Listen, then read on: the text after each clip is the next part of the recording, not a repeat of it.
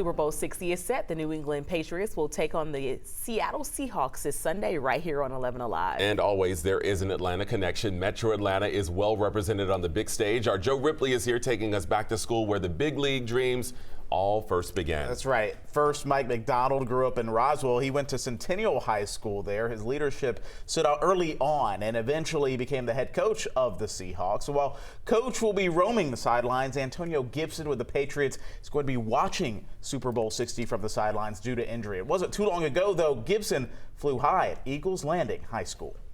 Melissa Freeman met a young Mike Macdonald in her first year as a counselor at Centennial High School in Roswell. And it was just so evident early on with Mike how, genuine he is and hardworking and disciplined. Macdonald served as varsity football captain his senior year, was a member of the National Honor Society, and once upon a time wanted to become the general manager of the Boston Red Sox. One coach even commented that he was the best student athlete he had coached in 14 years. Blowing out his knee put his playing days to bed.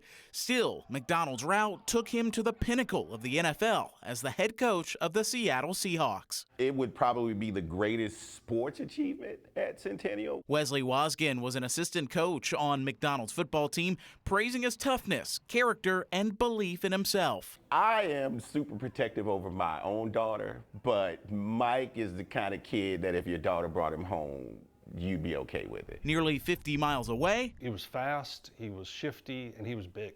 Antonio Gibson sat at these same desks at Eagles Landing High School in McDonough. Claude Spinks coached Gibson in track. He's really the nice guy that you see. He is super in the locker room. He's a great teammate. A third-round pick by the Commanders, Gibson recently signed a new contract with the New England Patriots. And while a knee injury has him sidelined for this year's Super Bowl, I've learned so much watching him. I didn't know what a running back was before he started playing. He's still inspiring his old teachers, like Shannon Vessel, pouring back into the same community that poured into him. As a teacher, that's what you want to see, is your students live out their dreams.